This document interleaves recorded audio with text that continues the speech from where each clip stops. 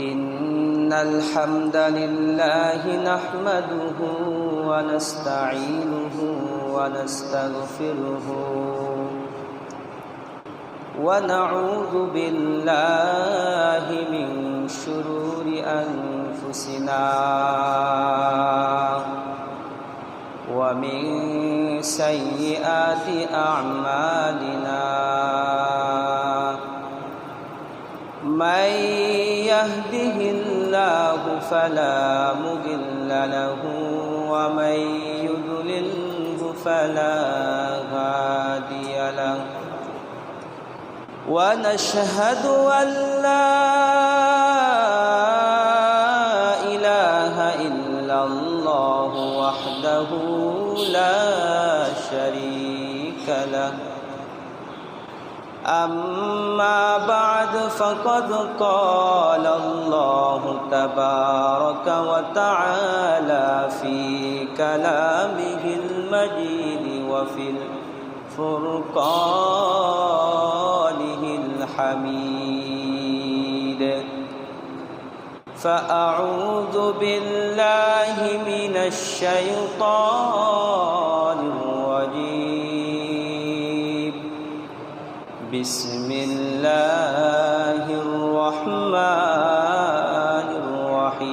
الرحيم ولقد ذرأنا لجهنم كثيرا من الجن والإنس لهم قلوب لا يفقهون بها ولهم أعين لا يبصرون بها ولهم آذان لا يسمعون بها أولئك كالأنعام بل هم أضل أولئك هم الغافلون وقال النبي صلى الله عليه وسلم إذا أحب الله العبد نادى جبريل أن الله يحب فلانا فأحببه فيحبه جبريل فينادي جبريل في أهل السماء ثم يوضع له القبول في الأرض أو كما قال النبي صلى الله عليه وسلم وقال شاعر मरने वाला सब कोई है जीने वाला कोई नहीं रोने वाला सब है लेकिन जाने वाला कोई नहीं रोने वाला सब है लेकिन जाने वाला कोई नहीं अल्लाहर प्रेम जे मने थाके সেই মন আল্লাহর হয়ে যায় যখন তুমি ডাকিবে তারে যখন তুমি ডাকিবে তারে তার থেকে সাড়া পাওয়া যায় আল্লাহর প্রেম যে মনে থাকে সেই মন আল্লাহর হয়ে যায় আলহামদুলিল্লাহ সকল প্রশংসা সেই মহান রব্বে কারিমের দরবারে যেই মহান আল্লাহ তাআলা যেই মহান স্রষ্টা আমাকে আপনাকে ভালোবেসে মোহাব্বত করে দিনের খাতিরে আল্লাহ তাআলার হুকুম বিধান জুমার নামাজ পড়ার উদ্দেশ্যে মসজিদে এসে কিছু কথা আমাকে বলার এবং আপনাদেরকে শোনার তৌফিক এনায়েত করেছেন। এই জন্য সকলে সমস্বরে মন ও প্রাণকে উজাড় করে কণ্ঠে কণ্ঠ মিলাই সেই রবের শুকর আদায় করছি, বলছি আলহামদুলিল্লাহ। এবং দরুদ পাঠ করছি সেই মহামানবের দরবারে, যেই নবীকে পাঠানোর মাধ্যমে আয়ামে জাহিলাতের যুগে যে সকল অসভ্য মানুষ ছিলেন তিনাদেরকে সভ্য বানাইছেন, যে সকল অভদ্র মানুষ ছিলেন তিনাদেরকে ভদ্র বানাইছেন। এই জন্য দিল থেকে সেই নবীর সাথে দরুদ পাঠ করছি, সকলে বলছি সাল্লাল্লাহু আলাইহি ওয়াসাল্লাম। মুহতারাম হাজরিন, আমরা বিগত সপ্তাহে যে বিষয় আলোচনা করেছি সে আলোচনার সাথে সম্পর্কিত আলোচনা বাকি ছিল। আপনারা বুঝতে পেরেছেন যে আয়াতের মাধ্যমে কোন বিষয় আলোচনা করা হবে। আল্লাহ তাআলা কোরআনের ভিতরে বলেছেন, ওয়ালাকাদ যারানা লিজাহান্নামা কাসীরাম মিনাল জিন্নি ওয়াল ইনস লাহুম কুলুবুন লা ইয়াফকাহুনা বিহা ওয়া লাহুম আ'ইনুন লা ইউবসিরুনা বিহা ওয়া লাহুম আযানুন লা ইয়াসমাউনা বিহা উলাইকা কাল আনআমি বাল হুম আদাল্লু উলাইকা হুমুল গাফিলুন। মুসলমান ভাইরা আমার, রব্বে করিম কোরআনের ভিতরে ঘোষণা দিয়ে বলেন, মুসলমান, আমি অধিকাংশ জিন এবং মানুষদেরকে জাহান্নামে দেওয়ার জন্যই সৃষ্টি করেছি। আল্লাহ তাআলা বলেন, বান্দা, ওয়ালাকাদ যারানা লিজাহান্নামা কাসীরাম মিনাল জিন্নি ওয়াল ইনস, আমি অধিকাংশ জিন এবং মানুষদেরকে জাহান্নামে দেওয়ার জন্যই সৃষ্টি করেছি।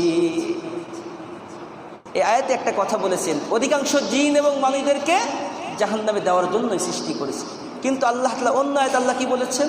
আল্লাহ বলছেন, ওয়ালাকাদ কাররামনা বানি আদম ওয়া হামালনাহুম ফিল বাররি ওয়াল বাহর ওয়া রাযাকনাহুম মিনাত তাইয়্যিবাতি ওয়া ফাদ্দালনাহুম আলা কাসীরিম মিম্মান খালাকনা তাফযীলা।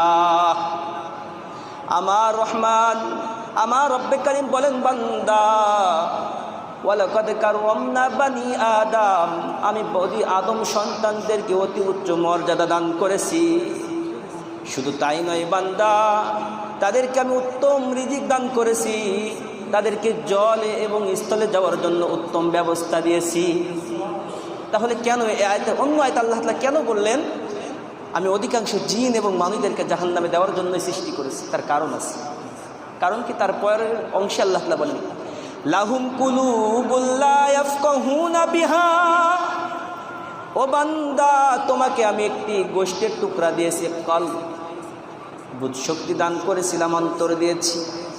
তুমি ওই অন্তর দ্বারা বুঝ শক্তি দিয়ে ভালো কিছু বোঝো নাই, ভালো কিছু বোঝা সত্ত্বেও সেই জিনিসটাকে গ্রহণ করো নাই। তোমার অন্তর থাকা সত্ত্বেও অন্তরটাকে ভালো কাজে ব্যয় করো নাই। আমার আল্লাহ তাআলা বলেন, লাহুম কুলুবুন লা ইয়াফকাহুনা বিহা ওয়া লাহুম আ'ইনুন লা ইউবসিরুনা বিহা।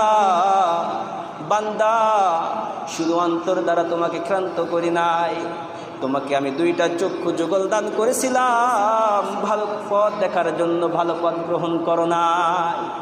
তুমি ভাবতে পারো আমার অত বুঝ শক্তি নাই, মারির পেঁচ, মানুষের মাথা, মানুষের কথার পেঁচ আমি বুঝি না, কোনটা দিনের পথ, কোনটা ভালো কথা আর কোনটা খারাপ কথা এটা আমি বুঝি না। আল্লাহ বলছে তোমার চক্ষু যুগল দিয়েছি, চোখ দ্বারা দেখো, উপলব্ধি করো।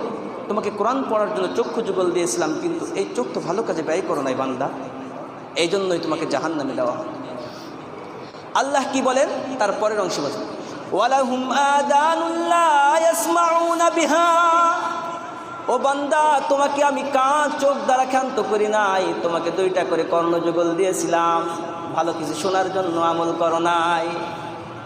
তুমি কি জানো যাদেরকে কলব দেওয়া সত্ত্বেও কলবটাকে ভালো পথে ব্যয় করলো না, ভালো কিছু বুঝলো না, চক্ষু যুগল দেওয়া সত্ত্বেও ভালো কিছু দেখলো না, কর্ণযুগল দেওয়া সত্ত্বেও ভালো কিছু শুনলো না।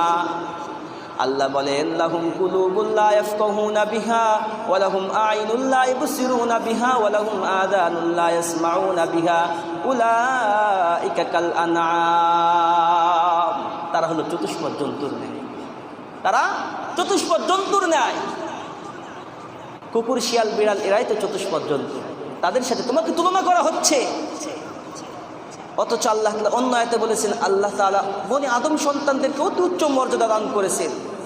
এক আয়াতে আল্লাহ তাআলা বলেছেন তারা চতুষ্পদ জন্তুর ন্যায়। শুধু তাই নয়, উলাইকা হুমুল গাফিলুন, তার চেয়েও নিকৃষ্ট, তার চেয়েও নিকৃষ্ট। আল্লাহ তাআলা বোঝাতে যাচ্ছেন, বান্দা তোমাকে আমি সব দিয়েছি, চোখ দিয়েছি, কান দিয়েছি, কলব দিয়েছি ভালো কিছু উপলব্ধি করার জন্য, চোখ দিয়েছি দেখার জন্য, কান দিয়েছি শোনার জন্য, কিন্তু ধিক্কার তোমার প্রতি, তুমি কান পেয়ে, চোখ পেয়ে, কলব পেয়ে ভালো পথ ব্যয় করলে না, এই জন্যই তোমাকে আমি আযাব দিব। কারণ ভেতরে একটা উপলব্ধি আসা দরকার, একটা খারাপ কাজ করার পরে উপলব্ধি আসা দরকার। এই জন্য তো বলা হয়েছে, যদি কোনো ব্যক্তি ভালো কাজ করার পরে খারাপ কাজ করে, তখন তার ভিতরে একটা অনুশোচনা আসে, হাই খারাপ কাজটা করে ফেললাম, আল্লাহ হয়তো বা মাফ করবে, আল্লাহ তুমি আমাকে মাফ করে দাও। এমন ক্ষমা চাওয়া দরকার, এমন ক্ষমা চাওয়া আমাদের দরকার। এই জন্য আল্লাহ বলছেন যে আমি তো তোমাদেরকে সদা সর্বদা তোমাদের অপেক্ষায় থাকি, তোমরা কখন আমার কাছে ক্ষমা চাইবে আমি তোমাদেরকে মাফ করে দিব। সুবহানাল্লাহ। ক্ষমা কেমন করে চাইবেন? আপনি ভাবতে পারেন আল্লাহ তাআলা আমি ক্ষমা চাইলে কি ক্ষমা করবে? আল্লাহ তাআলা বলছেন, হ্যাঁ, ফাকুল তুস্তাগফিরু রব্বাকুম ইন্নাহু কানা গফফারা, আমি হলাম সিরিয়াস ক্ষমাশীল, আমার কাছে ক্ষমা চাইতে দেরি, আমি মাফ করতে দেরি করব না। সুবহানাল্লাহ। আমার কাছে ক্ষমা চাও, আমি ক্ষমা করে দিব সাথে সাথে। তানবিহুল গাফিলিন নামক কিতাবে এইটা বোঝানোর জন্য একটি ঘটনা নিয়ে আসা হয়েছে। মদিনার ভিতরে এক যুবক, এই ঘটনাটা বলেই পয়েন্টটা শেষ করব। মদিনার ভিতরে এক যুবক অলিতে গলিতে এমনভাবে কান্না করতেছে, তার কান্নার ভঙ্গিমা যেই দেখতেছে তার চোখেই পানি চলে আসছে। তাহলে কান্নার কেমন কাইফাতে কান্না করতেছে চিন্তা করে দেখেন। এমনকি সাঙ্গে দিলের মানুষ হযরতে ওমর ফারুক রাদিয়াল্লাহু তাআলা আনহু এই যুবককে দেখলেন।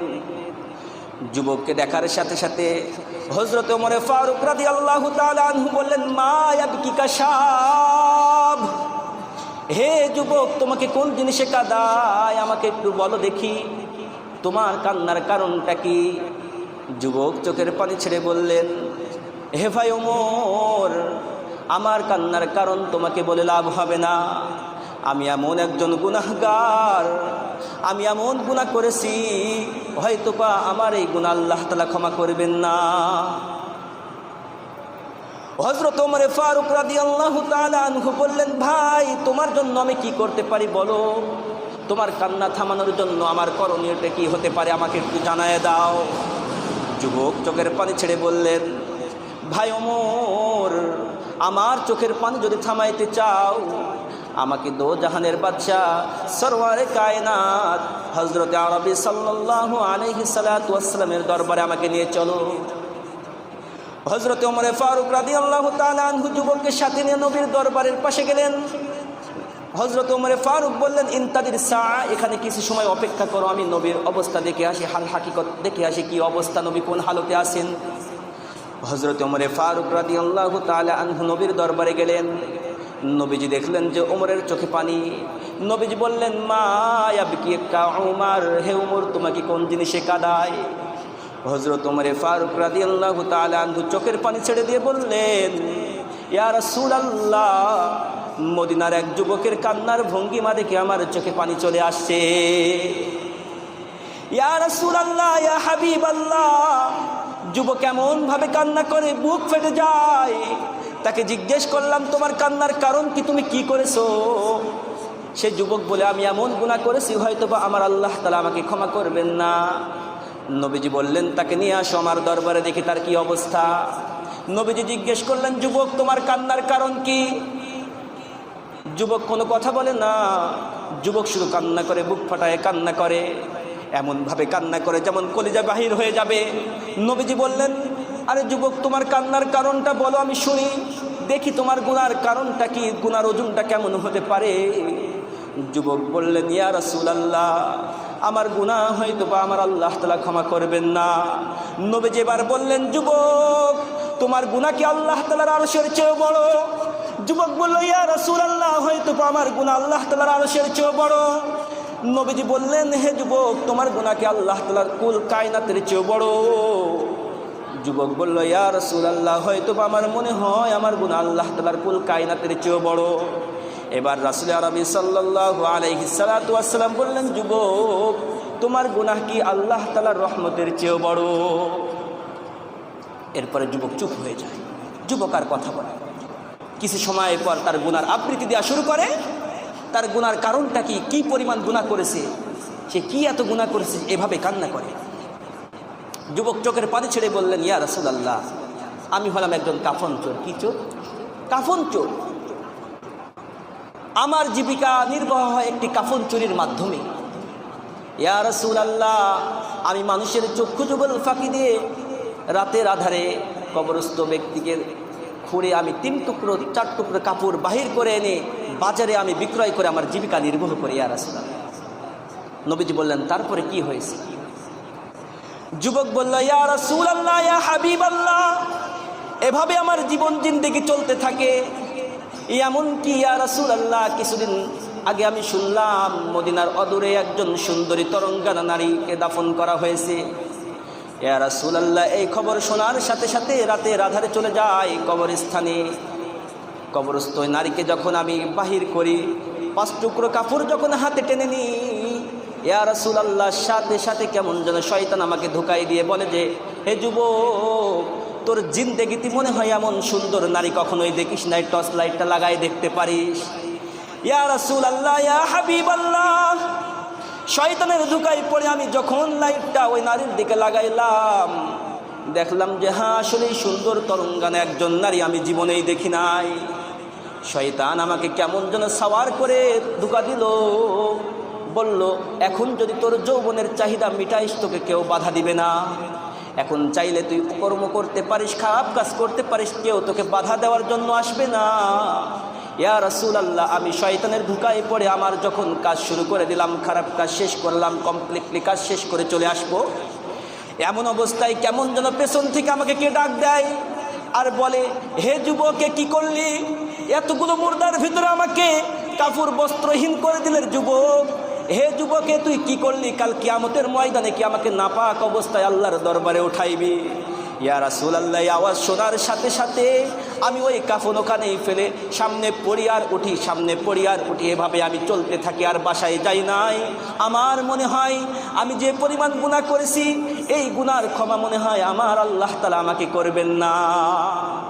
এই হলো আমার গুনাহ ইয়া রাসূলুল্লাহ। নবীজি শুনে বললেন, আসলেই তো তোমার গুনাহ মারাত্মক পর্যায়ের গুনাহ। এই কথা শোনার সাথে সাথে যুবক তো সাহাবা, সে জানতেন যে নবী হলেন মুস্তাজাবুদ দাওয়া, তিনি যদি আমার হালতে কোনো বিচার করেন আল্লাহ তাআলা কবুল করে নেবেন। তাই কোনো বিচার না শুনে তিনি দরবার থেকে বাহির হয়ে গেছেন, কোনো খোঁজ নাই। চলতে চলতে 1 দিন 2 দিন, মাস পেরিয়ে 40 দিন চলে যায়, ওই যুবকের কোনো খোঁজ নাই। মুহতারাম হাজিরিন, যুবকের কোনো খোঁজ নাই। 40 দিন পরে হযরত জিবরাইল আলাইহিস সালাতু ওয়াস সালাম নবীর কাছে এসে বললেন, ইয়া রাসূলুল্লাহ, ইয়া হাবিবাল্লাহ, আল্লাহ তাআলা আপনাকে 3টা প্রশ্ন করার জন্য আমাকে পাঠাইছেন। কয়টা প্রশ্ন? 3টা প্রশ্ন। হযরত মুহাম্মদ আরবি সাল্লাল্লাহু আলাইহি ওয়াস সালাম বললেন, হ্যাঁ ভাই জিবরাইল, কি প্রশ্ন আমাকে বলো। হযরত জিবরাইল আলাইহিস ওয়াস সালাম বললেন, ইয়া রাসূলুল্লাহ, আল্লাহ তাআলা বলেছেন সমস্ত পৃথিবীর মানুষকে আপনি সৃষ্টি করেছেন না আমার আল্লাহ তাআলা সৃষ্টি করেছেন? কে সৃষ্টি করেছেন? হযরত আরবি সাল্লাল্লাহু আলাইহি ওয়াস সালাম এই কথা শোনার সাথে সাথে চোখে পানি ছেড়ে দিয়ে বললেন, ভাই জিবরাইল, আবার কেমন প্রশ্ন? সমস্ত মানুষকে তো আমার আল্লাহ তাআলা সৃষ্টি করেছেন, এমনকি আমি মুহাম্মদকেও তো আল্লাহ তাআলা সৃষ্টি করেছেন। দ্বিতীয় প্রশ্ন, ইয়া রাসূলুল্লাহ, ইয়া হাবিবাল্লাহ, সমস্ত মানুষকে রিজিক দাতাকে আপনি নাকি আমার আল্লাহ তাআলা?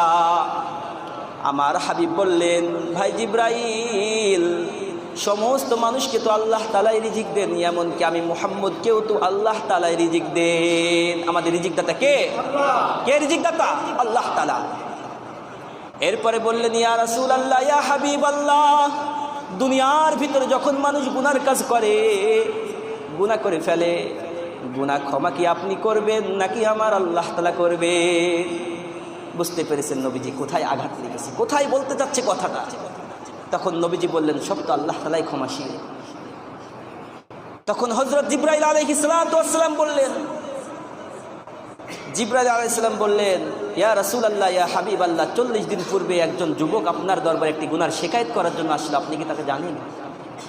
তার খোঁজ জানেন? বলল, না, আমি তার খোঁজ জানি না। হযরত জিবরাইল আলাইহিস সালাম বললেন, সেই যুবক তো আপনার দরবার থেকে কাঁদতে কাঁদতে মদিনার উচ্চ পাহাড়ে গিয়ে আল্লাহ তাআলার সেজদায়, আল্লাহ তাআলার একেবারে সেজদায় পড়ে গেছে আর বলতে চাই, আল্লাহ, আই রব্বে কারীম, যদি আমার সাধ্য থাকতো, আমার ডানা থাকতো, আমি উড়ে আপনার আরশে আজিমে আপনার পায়ে সেজদা দিয়ে আমার গুনার জন্য ক্ষমা চাইতাম। আয় আল্লাহ, আমার সাধ্য মতো আমি উঁচে উঠেছি, অনেক উঁচাতে উঠেছি, আমি আর এর বেশি উঠতে পারবো না। আয় আল্লাহ, আমি যে গুনাহ করেছি হয়তো আপনি ক্ষমা করবেন না, আয় আল্লাহ, আপনি আমার গুনাহ ক্ষমা করে দিন। তাই আল্লাহ তাআলা তার উপর এত পর্যায়ে খুশি হয়েছে, এত সাংঘাতিক পর্যায়ে খুশি হয়েছে, তাকে সুসংবাদ দিন যে আমার আল্লাহ তাআলা তার সমস্ত গুনাহ খাতাকে মাফ করে দিয়েছেন। সুবহানাল্লাহ। এই জন্য আল্লাহ তাআলা বলেন, ফাকুলতুস্তাগফিরু রাব্বাকুম ইন্নাহু কানা গফফারা। ও বান্দা, তুমি যদি আমার কাছে ক্ষমা চাও, আমি সমস্ত গুনাহ খাতাকে তোমার সমলে মোচন করে দিব। এই জন্য কবি বলেন, মা ইসনাহু আহলে জমি আপনি খতা সে তাকদীর বদল জাতি হে মুস্তারক দুআ সে। নিরাশ না হও জগৎবাসী দেখে তোমার গুনার পাহাড়, অধীর হয়ে চাইলে ক্ষমা পাল্টে যাবে ভাগ্য তোমার।